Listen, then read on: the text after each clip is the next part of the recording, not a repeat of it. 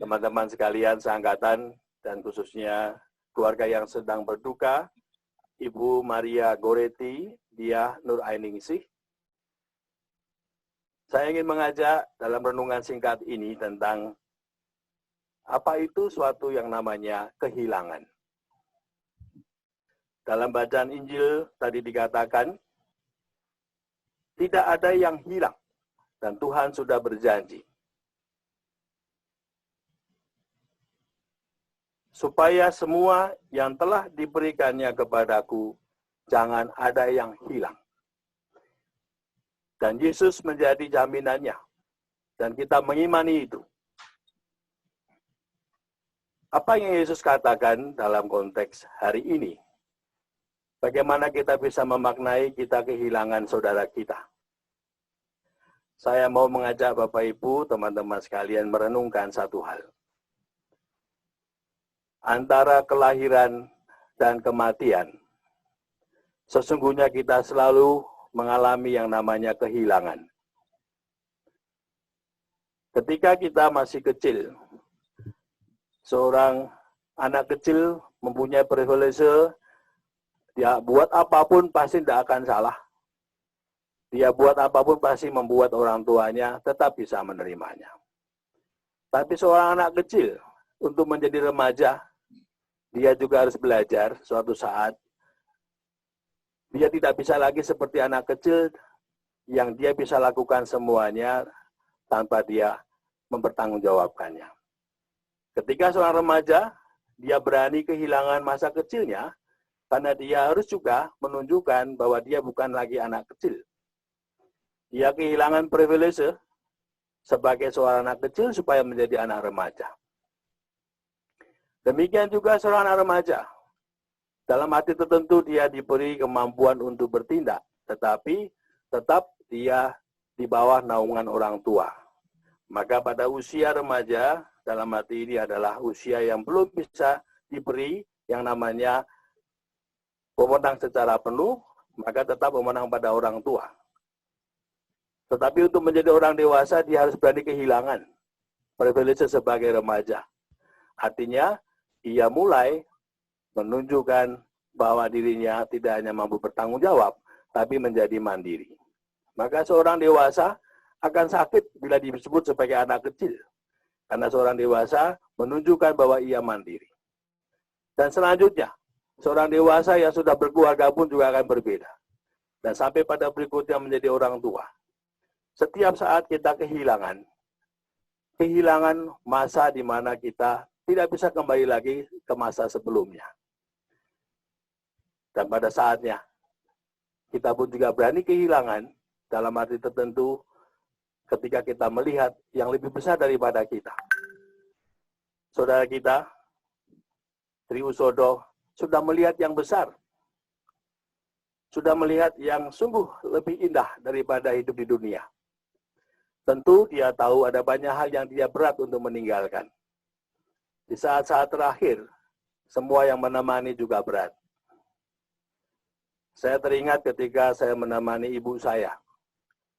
Ibu saya juga baru meninggal 16 April tahun lalu.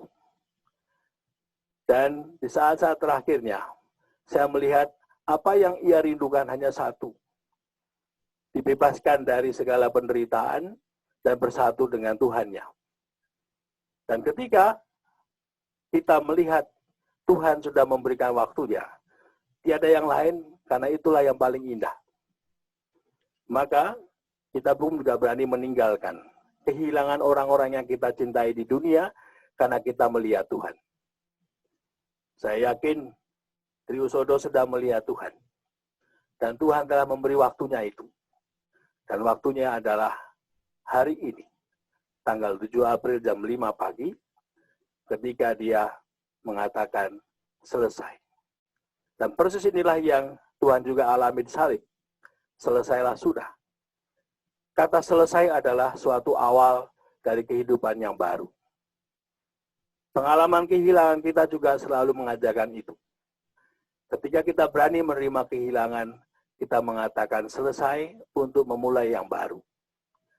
Dan saatnya hari ini, Triusodo juga mengatakan selesai untuk hidup di dunia, dan dia masuk dalam peristiwa imannya. Ketika ibu saya di saat-saat terakhir, saya melihat dia sudah saatnya, maka saya membisikkan di telinganya, "Ibu, kalau ini sudah waktunya, silakan terus. Jangan ragu-ragu. Kita semua sungguh mencintai dan sudah mengalami cinta itu, dan kini saatnya kalau ibu kembali kepada Tuhan, kembalilah dalam damai." Dan disitulah ia pergi dalam damai. Triusodo juga kiranya ditemani oleh Ibu Maria, istri tercinta. Kiranya juga ada percakapan batin di sana. Saya yakin di saat-saat terakhirnya, meskipun sedih, meskipun duka, kehilangan dalam arti ini adalah kehilangan untuk mendapatkan hidup yang baru, hidup yang kekal. Maka saya ingin mencoba membayangkannya seperti ini, seperti cerita ini. Seorang anak diangkat sebagai anak angkat oleh seorang yang tidak bisa punya anak. Lalu si ayah mengatakan kepada anaknya, "Nak, kalau kamu selalu baik pada kami, Papa setiap pulang kantor pasti bawa permen." "Ya Pak, jaga di rumah ya." Lalu si bapak setiap pada janjinya, setiap pulang kantor, dia cari di toko yang baru permen untuk dibawa untuk anaknya. Setiap kali dia pulang. Maka percakapan selalu di meja makan tentang permen. Dan suatu saat, si bapak menemukan permen yang kiranya enak, namanya permen susu. Akhirnya ketika dia bawa pulang, si anak memakannya. Si anak mengatakan, "Papa, beli di mana nih permennya? Kok enak sekali?" "Ya, Papa carinya susah, tapi syukur bahwa kamu senang." Waktu berlanjut, setiap kali si Papa mencari permen susah, dia bilang pada anaknya, "Nak, kalau Papa cari permen susah, permen yang sama oke enggak permen susu itu?" "Enggak apa-apa, Pak, yang penting Papa tetap membawa permen itu." Ketika sudah tua, sekarang gantian si anak yang menemani bapaknya. Suatu saat si bapak ingin makan di luar dengan istrinya yang sudah tua. Lalu si anak menemani di restoran. Dengan telaten, dengan setia, si anak mendulang, menyiapkan makanannya, memesan makanannya. Sampai akhirnya, tanpa disadari, pemilik restoran melihat dari kejauhan. Luar biasa ini anak. Begitu setianya, begitu sabarnya.